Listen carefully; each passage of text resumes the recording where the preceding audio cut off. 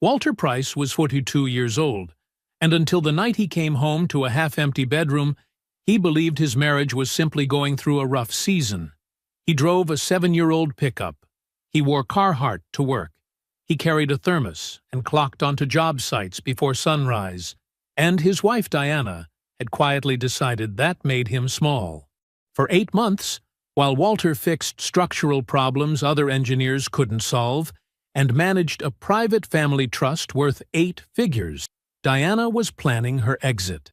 The night she finally sat across from him at their kitchen table, composed and certain, she told him she deserved better, that she'd found it, that the man she was leaving him for was, in her exact words, an upgrade. She had no idea she was leaving the wealthiest private black landowner in the city. No idea that the man she'd dismissed as ordinary had never once needed to announce what he owned. Walter didn't argue, didn't beg.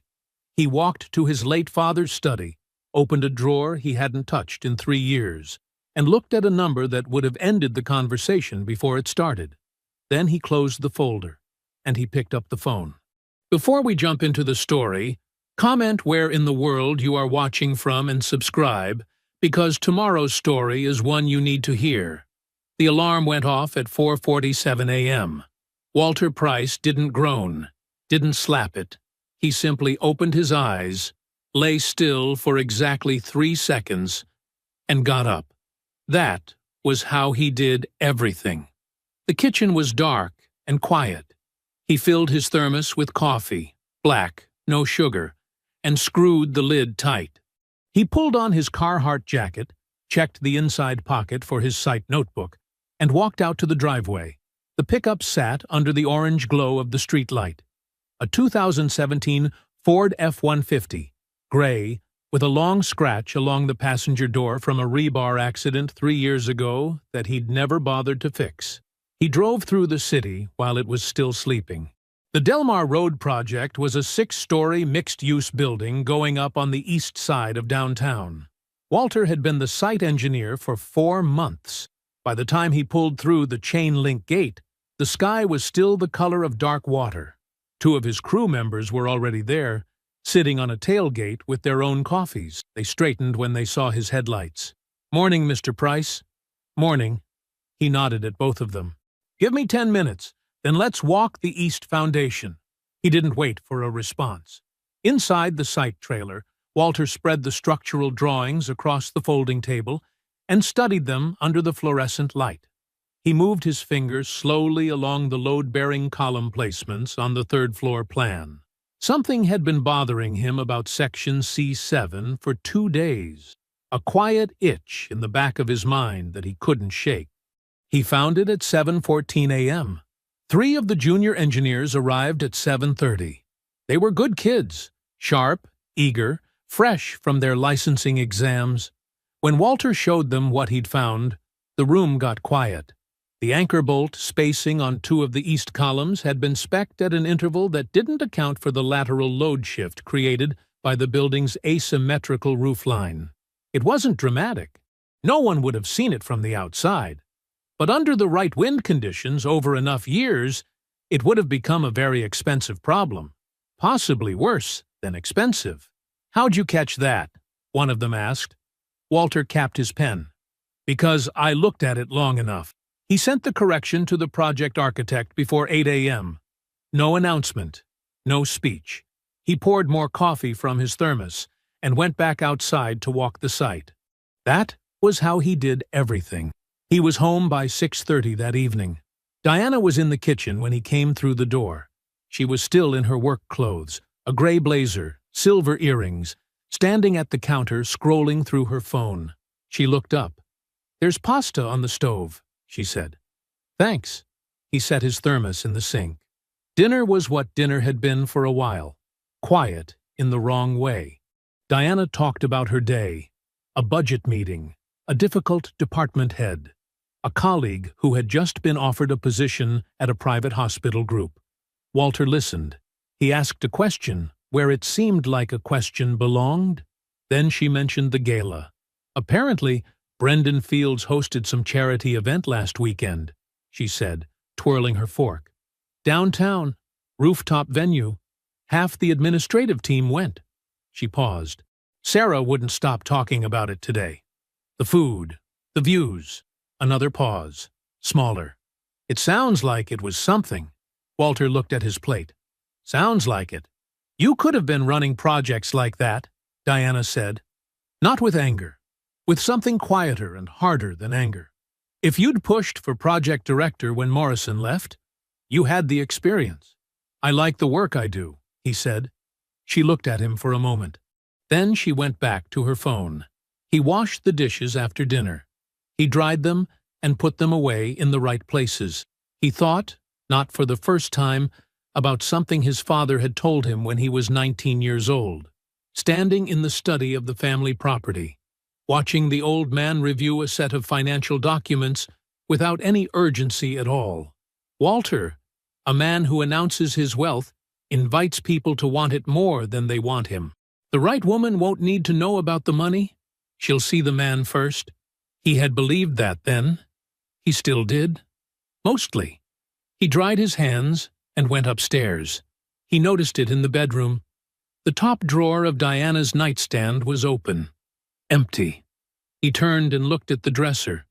Her jewelry box was gone. The small leather one her mother had given her. The one that held everything that mattered. He opened the closet. Her travel bag was missing. He walked to the filing cabinet they kept in the corner and pulled open the second drawer.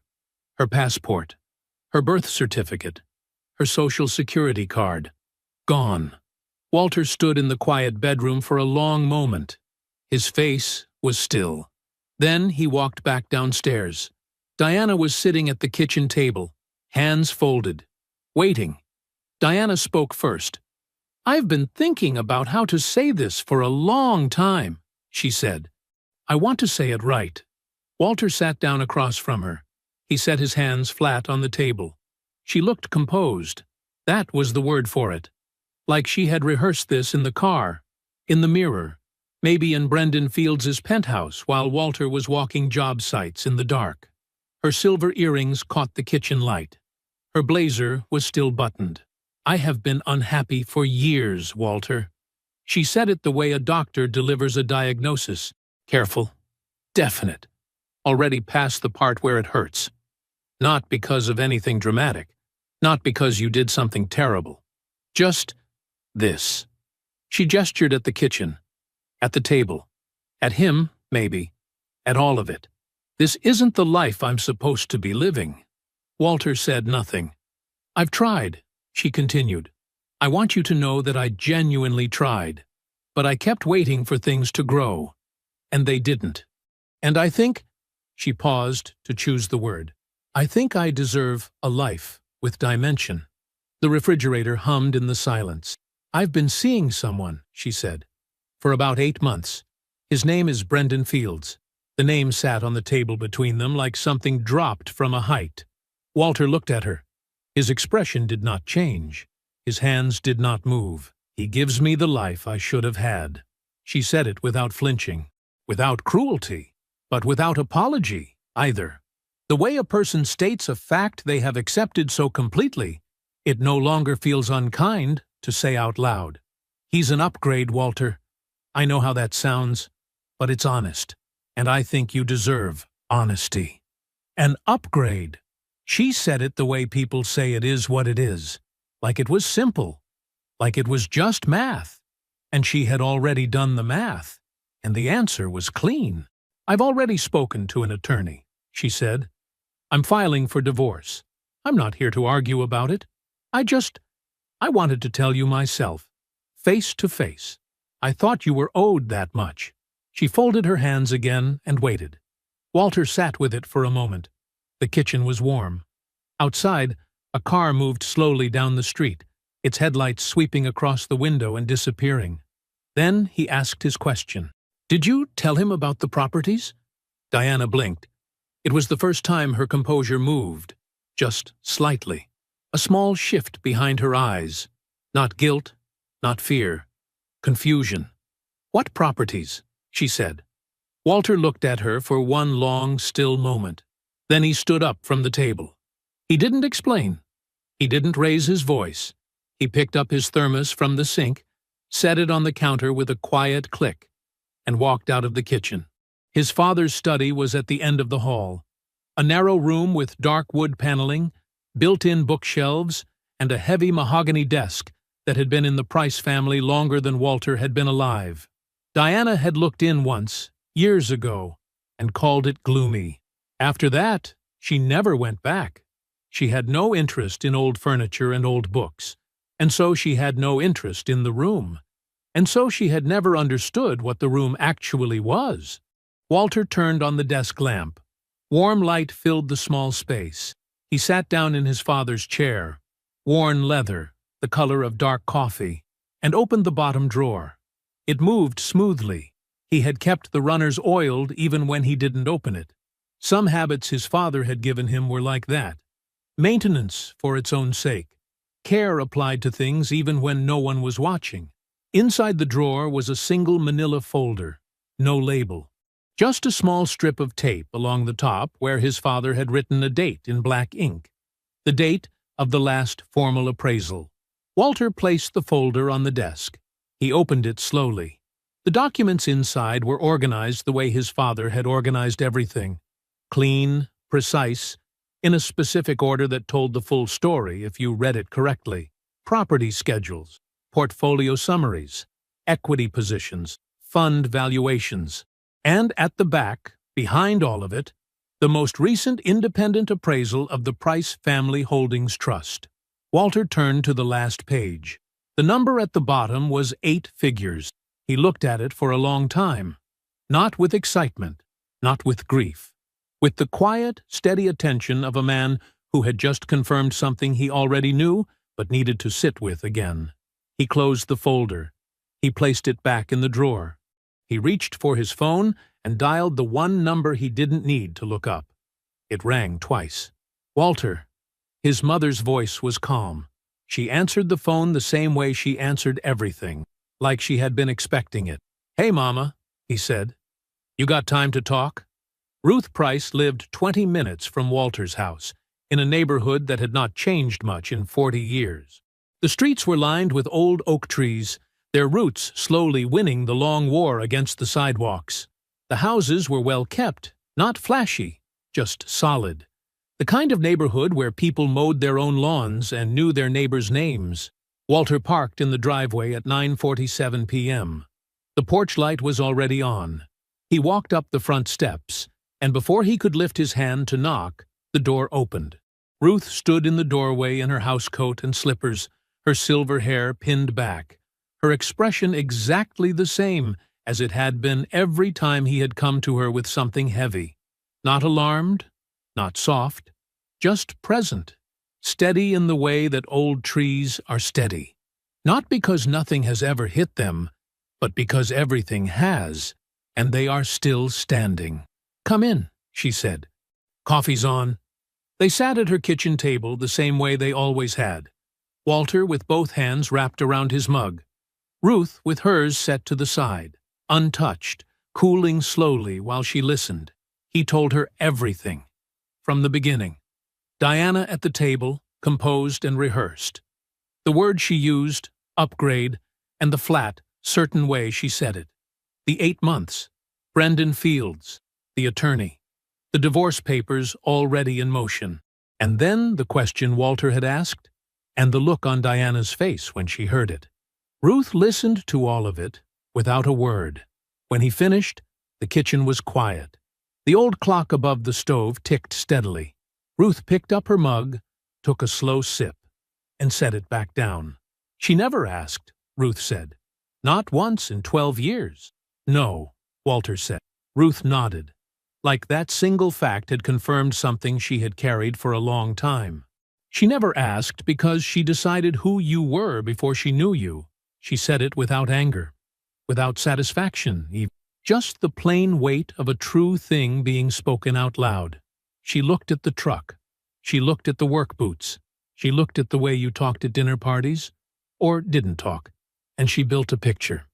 And then she lived inside that picture for 12 years, and never once thought to check if it was real. Walter turned his mug slowly in his hands. "Your father always said the right woman wouldn't need to know," Ruth continued, "and he was right about most things. But what he meant was, the right woman would be curious enough to find out." She paused. "Diana was never curious about you, Walter. That's the part that should have told you something a long time ago." Walter didn't argue with that. He just sat with it. Ruth folded her hands on the table and looked at her son directly. "Let me tell you what she walked away from, since she never bothered to ask." What followed was not a speech. Ruth was not a woman given to speeches. It was more like a quiet accounting, the kind delivered by someone who had helped build the thing being counted and knew every piece of it by heart. The Price Family Holdings Trust, she explained, currently held 11 commercial properties across the city. 4 of them were in the Meridian Corridor, the stretch of offices and medical buildings on the east side, where 3 of the city's largest hospital systems leased their administrative space. One of those tenants, Ruth said, looking at Walter steadily, was the hospital where Diana worked. The administrative offices where Diana sat at her desk every day, where she had risen through the ranks, where she had built the career she was so proud of, those offices were in a building that belonged to the Price family. She had been working in Walter's building for 6 years without knowing it. Beyond that, the trust held 2 industrial warehouses in the district on the city's northwest edge, a controlling stake in a regional development fund that operated across 4 counties, and a portfolio of smaller equity positions that, taken together, had been compounding quietly for 2 decades. The most recent appraisal, Ruth said, put the total value of the trust's assets at just over $40 million. Walter was the single wealthiest private black landowner in the city. He had been for years. "She spent 12 years in your house," Ruth said, "and never once asked what your father left you. Not when he died. Not after the funeral. Not a single time." She picked up her mug again. "That's not something that happens by accident. That's a woman who had already decided the answer didn't matter." Walter was quiet for a long moment. The clock above the stove kept ticking. "I'm going to let her finish celebrating," he finally said, "before I do anything." Ruth looked at him. Something moved behind her eyes. Not surprise. Recognition. "Then move carefully," she said, "and move completely." Walter nodded. He finished his coffee. He helped Ruth rinse the mugs. He kissed her on the cheek at the door, walked back down the porch steps, and got in his truck. He drove home through the quiet dark of the city, his city, and he didn't turn the radio on. Walter was up before the alarm. He hadn't slept much. Not because he was broken up about it. The grief was there, somewhere underneath everything, but it was quiet, and he knew how to let quiet things stay quiet. He lay in the dark for a while, staring at the ceiling, thinking the way his father had taught him to think. Not about feelings, about sequence. About what came first, and what came after, and what had to be in place before anything else could move. By 5:30 he was dressed. By 5:45 he had his thermos and his phone. He sat at the kitchen table, the same table where Diana had been sitting 12 hours ago, and he dialed Adrienne Cole. She picked up on the second ring. "Walter," she said. No surprise in her voice, just readiness. "I need you at the estate this morning," he said. "Early as you can." "I'll be there at 8, she said. She was there at 7:50. The Price family estate sat on a quiet street in the older part of the city's north side. A stately 2-story brick house behind a row of mature trees that shielded it from the road without announcing that they were shielding anything. The lawn was neat. The exterior was simple. There was no gate, no fountain, no dramatic entrance. Diana had called it a family house the first time she saw it. Comfortable, she'd said. Old-fashioned. She had never once asked why the property taxes were what they were, or who handled the upkeep, or whose name was on the deed. She had walked through its rooms with the mild appreciation of someone passing through a museum exhibit that wasn't quite to her taste, And then she had gone back to talking about countertop finishes and her colleagues' renovations. Adrienne Cole had been coming to this house for over a decade. She arrived in a dark gray sedan, carrying a leather bag that was not large, but was clearly heavy with documents. She was a tall woman, composed, unhurried, with sharp eyes behind clean-framed glasses. She wore no jewelry except small gold earrings. She looked like what she was, a person who had spent 20 years becoming very good at something important, and who had nothing left to prove about it. Walter opened the door before she knocked. They sat in the study, his father's study, the same room where Walter had opened the drawer 2 nights ago. The mahogany desk, the bookshelves, the single window that let in a long, clean rectangle of morning light. Adrienne set 3 folders on the desk, opened the top one, and began. She laid it out with the efficiency of someone who had been running the numbers since the phone call. The Price Family Holdings Trust, she confirmed, had been established by Walter's father 28 years ago, predating Walter's marriage to Diana by 16 years. It was structured as a private irrevocable trust, a legal architecture specifically designed, in Adrienne's words, to exist entirely outside the reach of marital asset claims. Walter's name appeared in the trust as sole beneficiary and managing trustee, but the trust itself was its own legal entity. Diana's divorce filing, Adrienne said, named 2 assets: Walter's salary from his engineering firm and the equity in their shared marital home. That was all. Her attorney never looked further, Adrienne said. Because she never told him to, Walter said. Adrienne nodded once. She would have had to know there was something to look for. She closed the first folder. She didn't know, so he didn't look. The trust is completely untouched. Walter took that in. He set his hands flat on the desk. 2 things, he said. First, freeze every voluntary disclosure. Nothing beyond what's legally required in the filing. If her attorney doesn't know to ask for it, we don't offer it. Done, Adrienne said. She was already writing. Second, he paused. I want a quiet audit of Brendan Fields' development portfolio. Full picture. Projects, lenders, investors, outstanding obligations. Quiet. I don't want him knowing anyone is looking. Adrienne looked up from her notepad. Something shifted in her expression. Not surprise, exactly. More like the recognition of a chess player who has just watched someone pick up a piece she hadn't expected them to touch. I can have preliminary findings by end of day, she said. Then let's get started, Walter said. The summary arrived at 6:18 that evening, attached to a secure message from Adrienne's office. Walter read it at his father's desk, in the same chair, in the same evening quiet. Brendan Fields' flagship downtown development, the glass and steel mixed-use tower he had been pitching to investors and featuring in every profile written about him in the last 2 years, was leveraged at nearly twice its actual appraised value. He had borrowed against projected returns that had not materialized. 3 private lenders were currently holding paper on the project. Walter read that line again. Then he kept reading. 2 of those 3 lenders, men whose names he recognized without effort, were investors in the Regional Development Fund, the same fund in which the Price Family Holdings Trust held a controlling position. Walter set the papers down on the desk. He looked at them for a moment. Don't make any calls yet, he said. The room was quiet. The evening light held. He picked up his thermos. The penthouse was on the 14th floor. Diana stood at the floor-to-ceiling window with a glass of red wine and looked out at the city below. The lights, the movement, the ordered grid of streets spreading outward in every direction.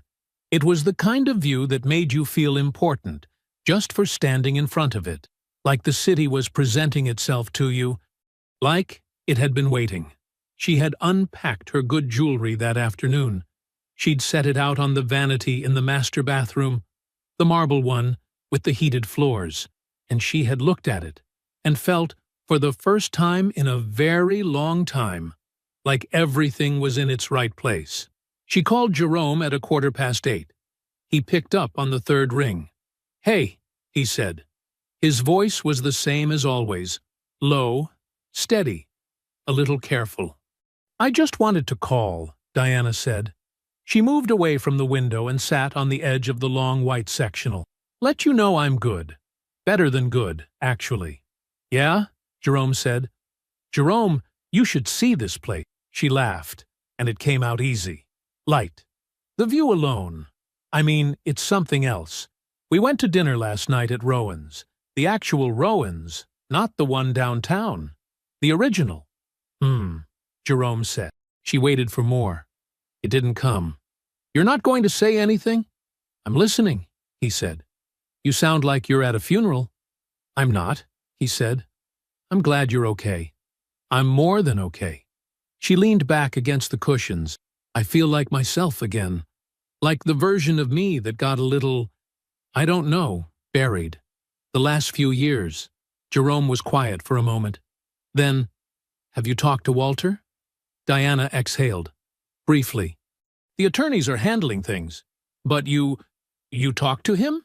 After?" "He was fine, Jerome. That's what I'm saying. That's exactly what I expected from him."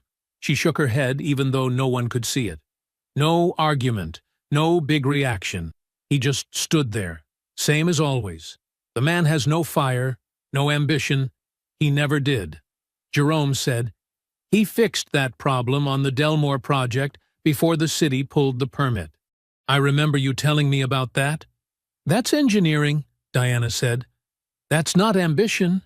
That's just competence. It's not the same thing." "I know the difference," Jerome said. Something in his voice made her sit up slightly. "What does that mean?" He didn't answer right away. She could hear him breathing, the way he did when he was choosing his words. It had always annoyed her, that pause. Jerome never said anything by accident. "Diana," he said, "did you know his family owns the Meridian Corridor?" She blinked. "The what?" "The Meridian Commercial Corridor, the stretch of properties running from Hargrove down through the old warehouse district." She shook her head slowly. "Jerome, what are you talking about?" "The Price family," he said. "Walter's family. They've held those properties for years. Commercial leases, warehouse space, the whole strip." He paused.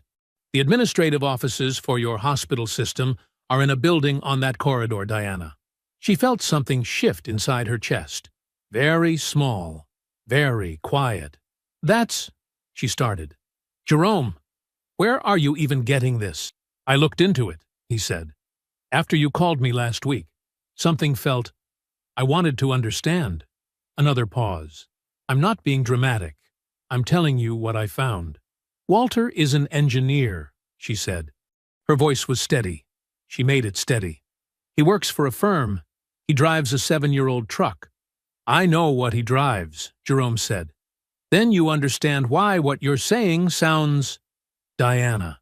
His voice was quiet, not sharp, not heated, just quiet in the way that stopped her. "I'm not asking you to do anything. I'm asking you if you knew." The silence stretched out between them. Outside, the city lights glittered against the dark. 14 floors down, a car horn sounded and faded. "You're being dramatic," she said. Jerome didn't argue. That was the thing about Jerome. He never argued when he knew he was right. He just let the silence do the work. "I have to go," Diana said. "Okay," he said. "Call me if you need to talk." She hung up. She sat on the sectional for a while without moving. Then she got up, rinsed her wineglass, and went to bed. The sheets were expensive. The room was cool and quiet. The city hummed 14 floors below in that distant, unreachable way that should have felt luxurious. She stared at the ceiling. "Did you tell him about the properties?" Walter's voice, flat, unhurried, with nothing underneath it she could read. The question he had asked, and then not explained. The question she had not thought about again until right now. "What properties?" she had said. And he hadn't answered. She turned onto her side. She closed her eyes. She tried to place the question in a context that made sense, some ordinary context, something small, something that explained why a man like Walter would have properties to mention at all. She couldn't find one. She lay still in the expensive dark and tried to remember if she had ever, even once, asked Walter what his father had left him. The answer settled into her chest, like something cold. She had not. Walter was on the site by 5:40. Same truck, same thermos, same worn boots on the same packed dirt. The sky was still dark at the edges when he pulled in, and the security light above the trailer door clicked on automatically as he stepped out. He stood there a moment, hands wrapped around the thermos, and looked at the skeleton of what was going up. Concrete and rebar. The bones of a thing. He nodded once to himself and went to work. By 7, 3 of his crew were on site, and the 4th was running late. Walter didn't comment on it. He was already crouched near the southeast corner of the foundation, flashlight in one hand, checking a section of rebar placement that had been bothering him since the previous week's pour. The spacing was off. Not dangerously, but enough. He marked it with a piece of orange chalk and left a note clipped to the foreman's clipboard before the foreman even arrived. That was the thing about Walter. He never waited for someone else to find the problem. The calls started that same afternoon. He made them from his truck during his lunch break. Engine off, windows down, thermos on the dash. 2 calls, both to men who had known his father for decades. Men who had sat at that mahogany desk in the family study, negotiated over coffee, and never once needed anything explained twice. The first was Harlan Osei, 71 years old, private equity, 3 commercial developments currently under management in the metro area. He answered on the second ring. "Walter Price," Harlan said. His voice was warm and wide, like a room you'd been in before. "I was wondering when I'd hear from you." "I should have called sooner," Walter said. "You're calling now," Harlan said simply. "What are you thinking?"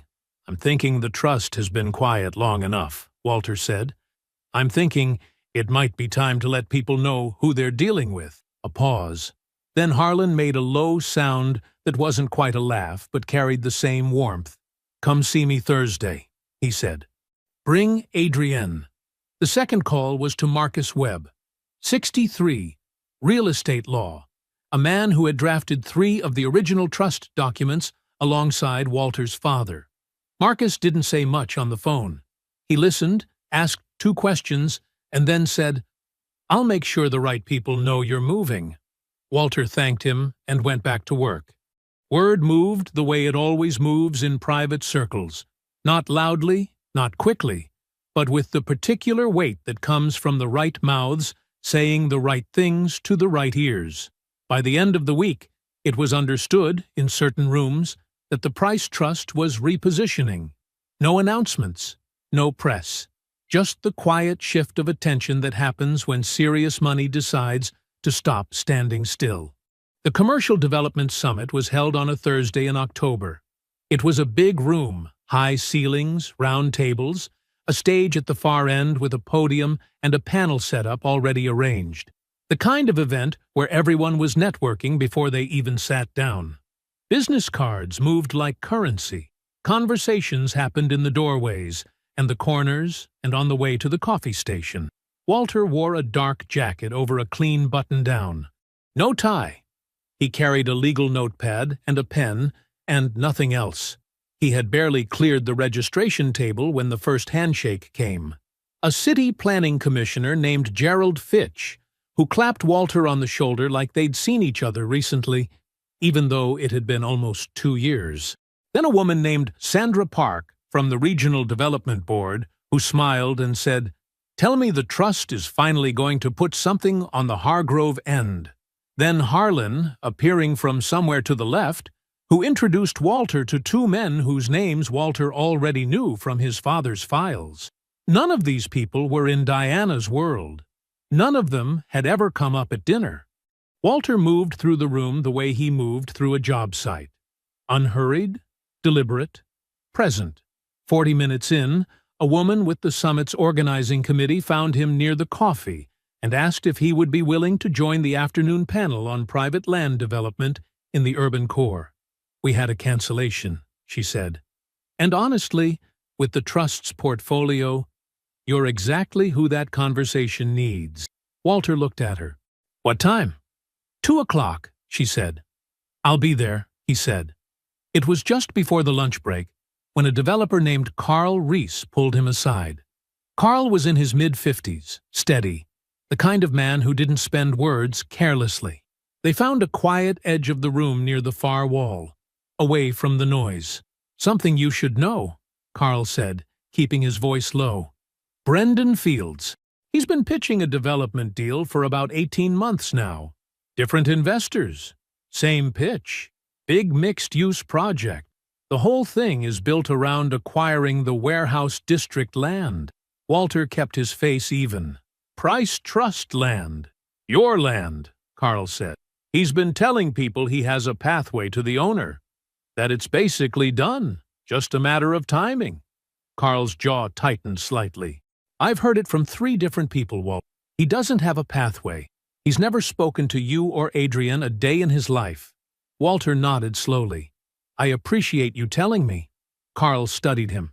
"Thought you should know who's been using your name." They shook hands. Carl moved back into the room.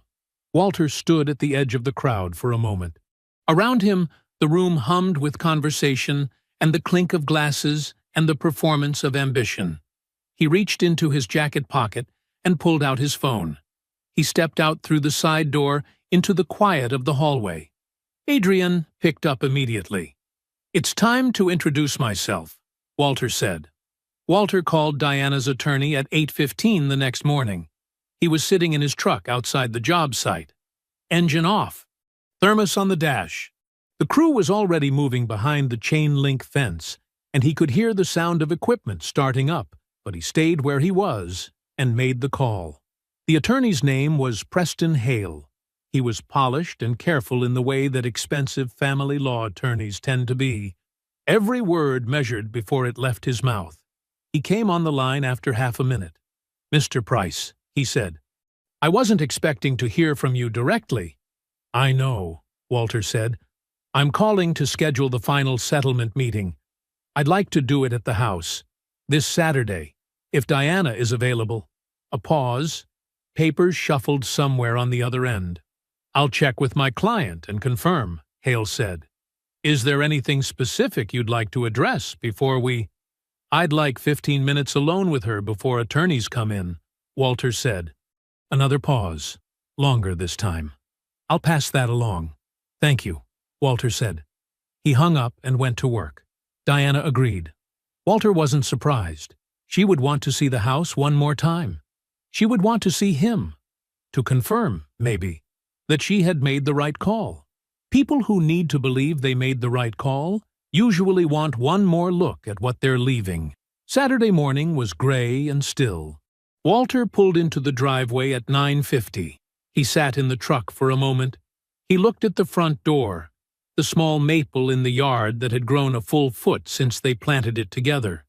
The garage, where his father's old drafting table was still stored in the back behind the lawn equipment.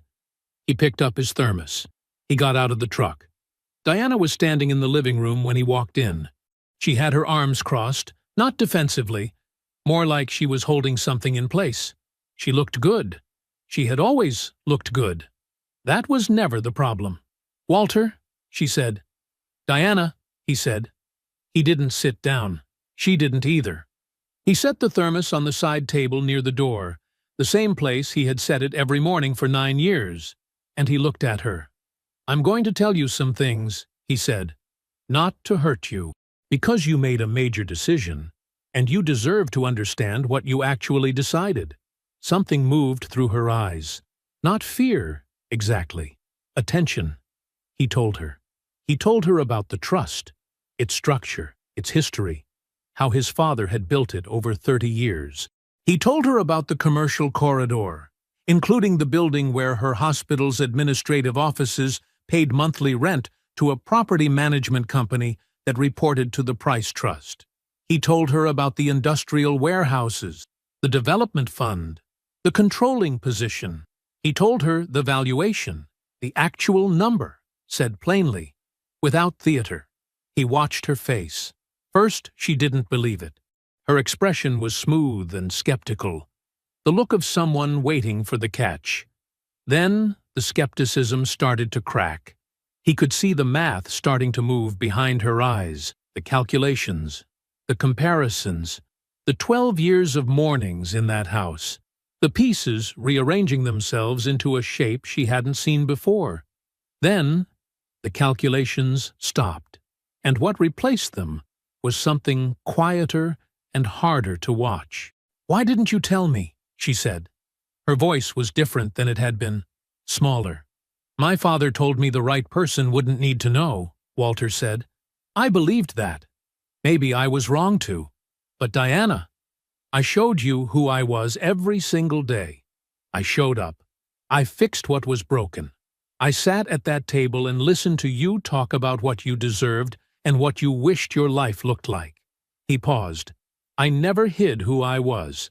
You just decided that wasn't enough, before you ever thought to ask what else there might be."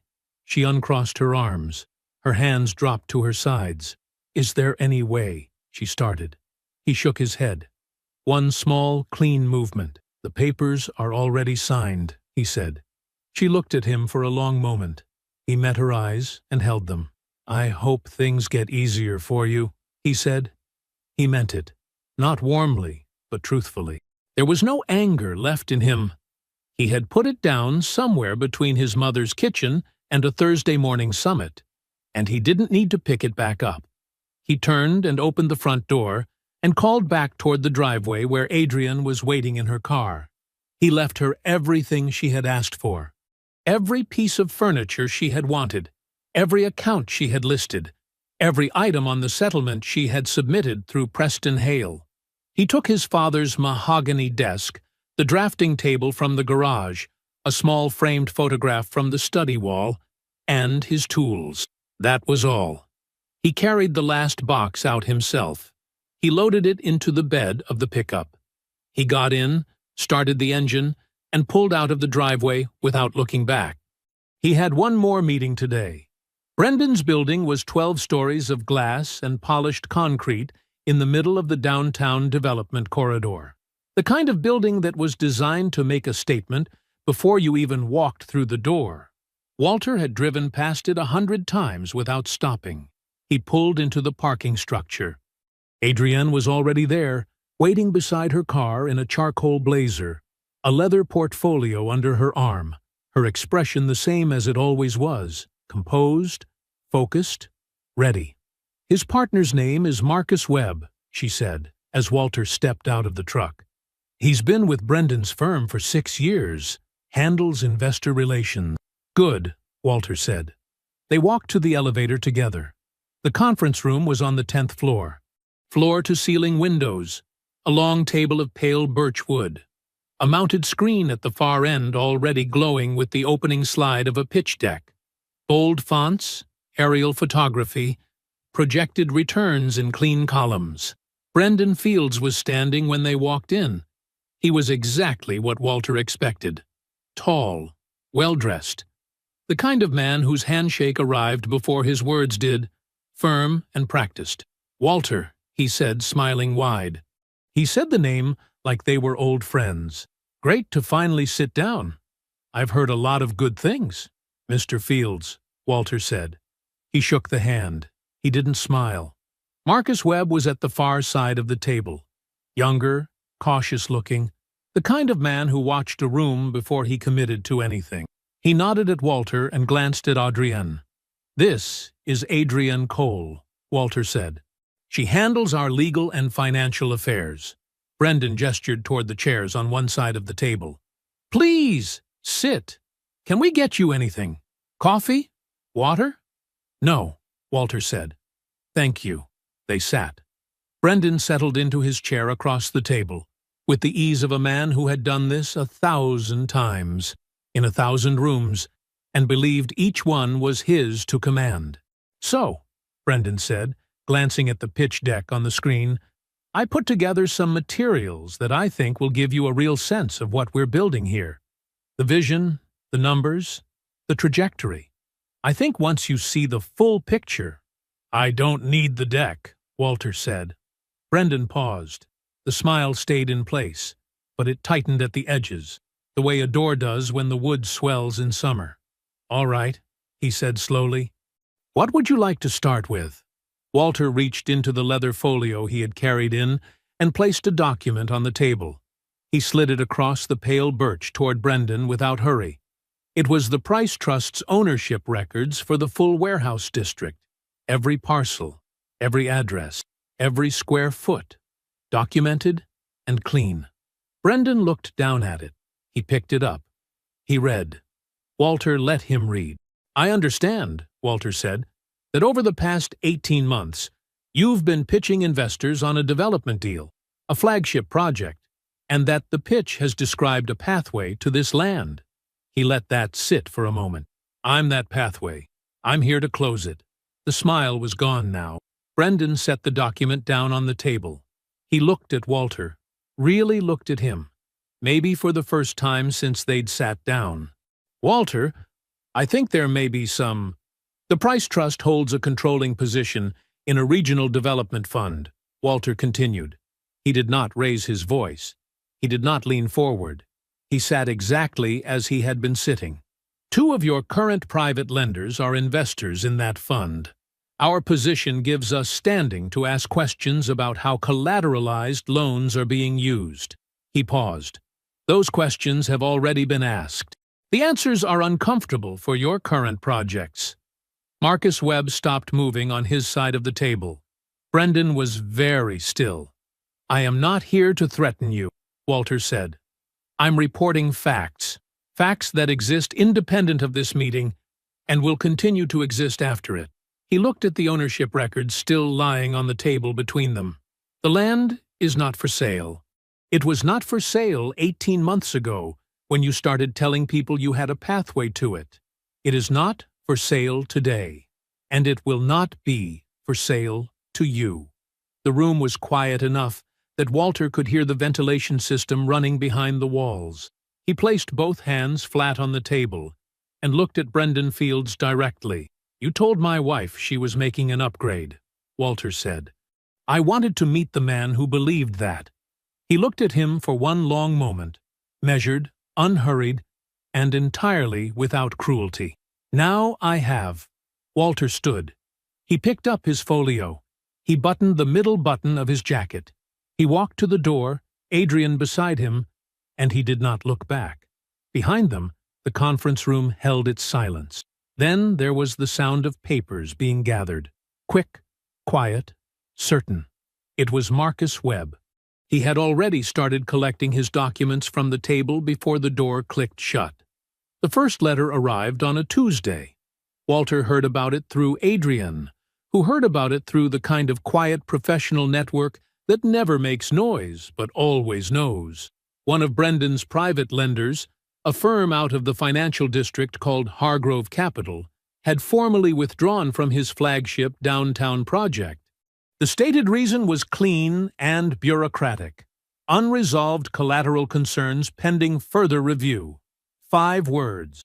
The kind of 5 words that, in the development world, land like a demolition charge in a load-bearing wall. Walter read Adrian's message, set his phone face down on his desk, and went back to the structural drawings spread in front of him. He did not celebrate. There was nothing to celebrate. This was simply physics. Things that were never solid eventually fall.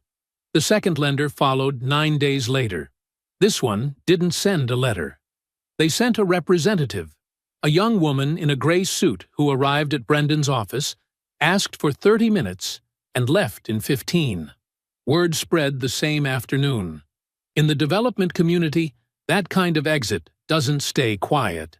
It travels through lunch tables and phone calls, and the pauses between sentences at industry happy hours. People who had been watching Brendan's flagship project with cautious optimism began watching it with something else entirely. Without the Price Trust's warehouse district as a foundation, Without those parcels, those addresses, those clean square feet that Brendan had been promising investors for 18 months, the pitch to the third investor simply had nothing left to stand on. There was no anchor. There was no pathway. There was only a projection on a screen and a man behind it whose numbers didn't hold up when someone finally looked at them closely. The third investor passed. They didn't even send a letter.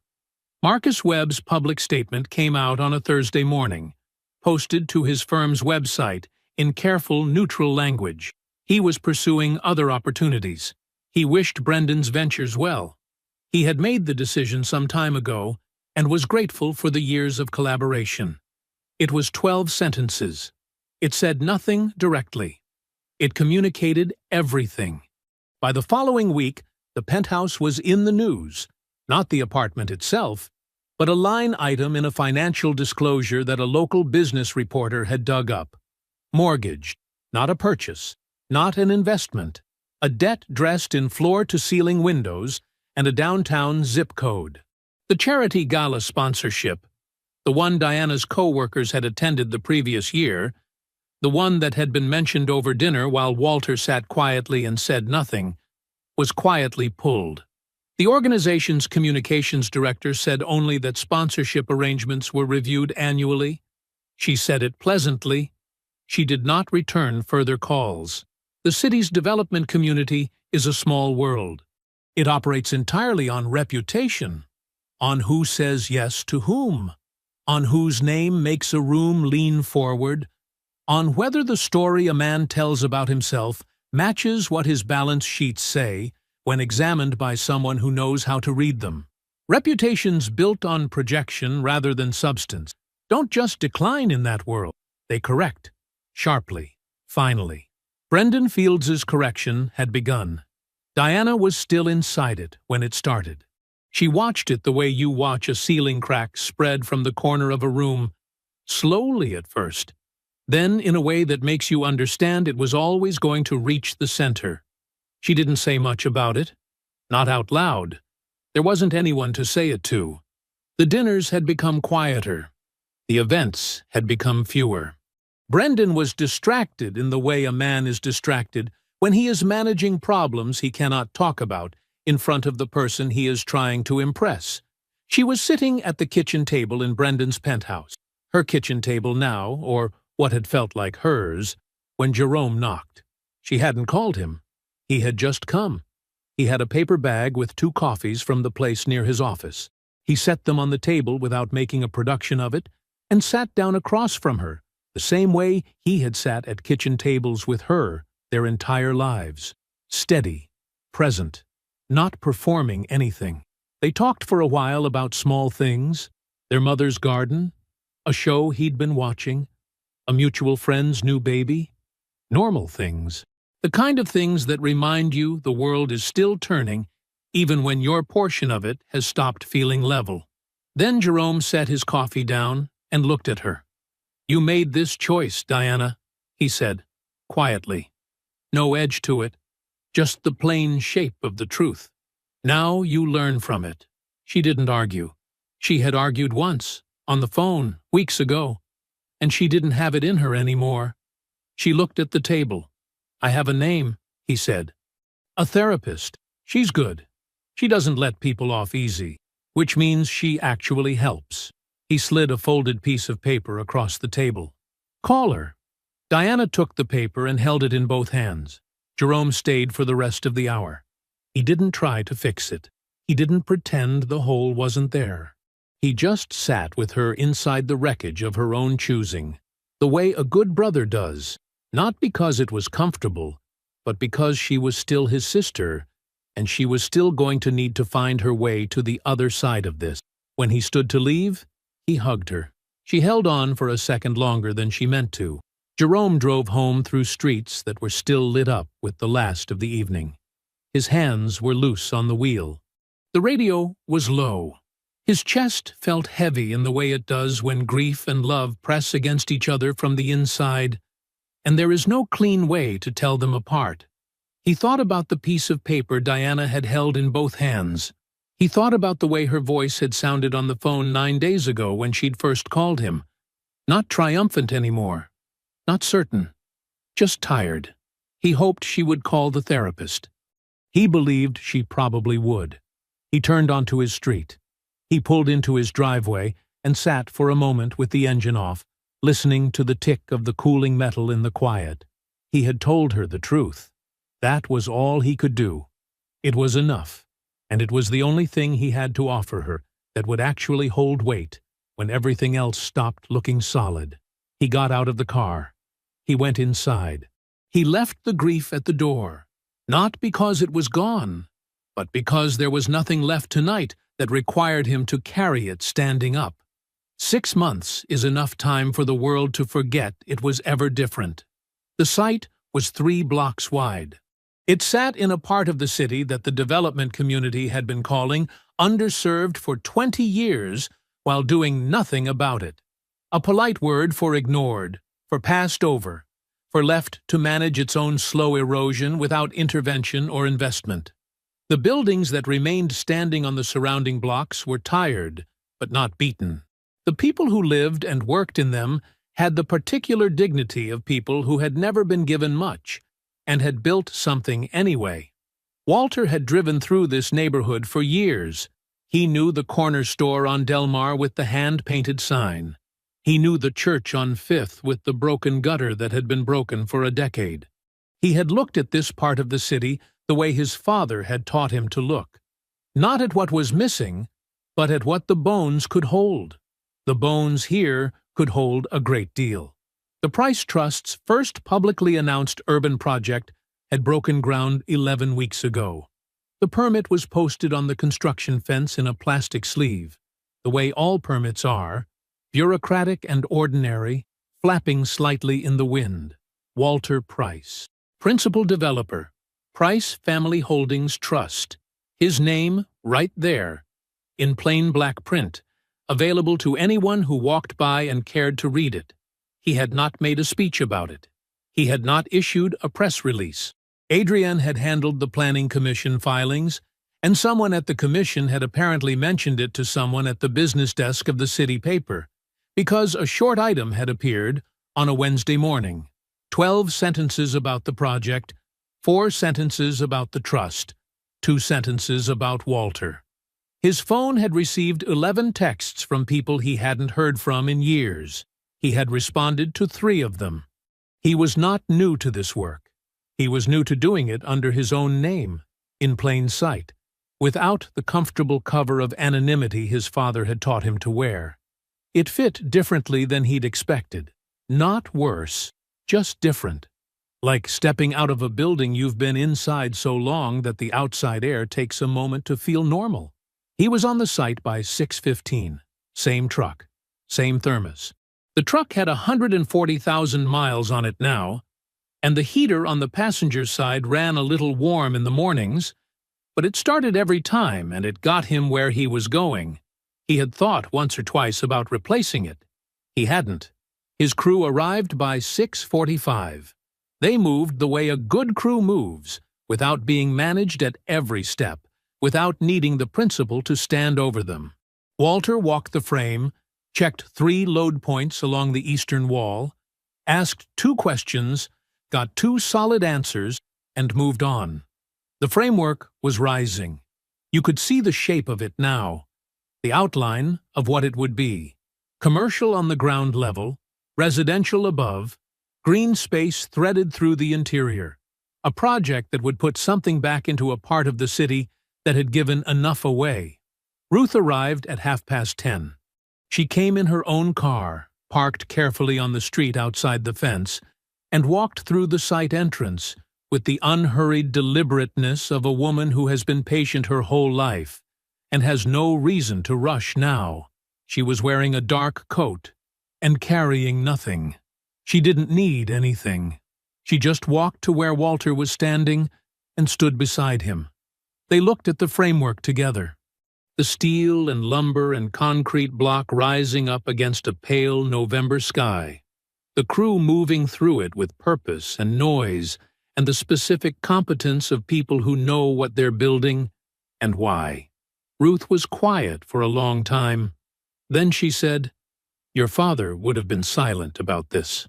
Walter looked at the frame, at the eastern wall, which was going to be solid, at the foundation, which was already poured and set and permanent. "So will I," he said. Ruth nodded once. That was all. She didn't need to say anything more, and she didn't try to. His phone buzzed at 2:30. He was at the site table, a folding table near the foreman's trailer, covered in drawings and coffee rings, and a clipboard with inspection notes. He picked the phone up. He didn't recognize the number for a moment. Then he did. A single text. 5 words. "I hope you're well." He read it once. He set the phone face down on the table. He picked up his thermos and took a slow drink of coffee that had gone slightly cold in the November air. Then he capped the thermos, tucked it under his arm, and walked back out onto the site. He walked the length of it without hurrying, from the south end to the north end and back again, past the crew, past the rising frame, past the permit in its plastic sleeve on the fence, unhurried, precise. His boots on the packed ground, his eyes on the work, his name on every document that mattered, exactly where he belonged. Around him, his crew moved and called and built, raising something that would still be standing long after every version of this story had been told and forgotten and told again. Walter walked the line. He kept his eyes on the work. He did not look back. I hope you enjoyed that one. Be sure to like the video and subscribe so you don't miss the next story. I've picked out 2 more for you that I think you'll really like.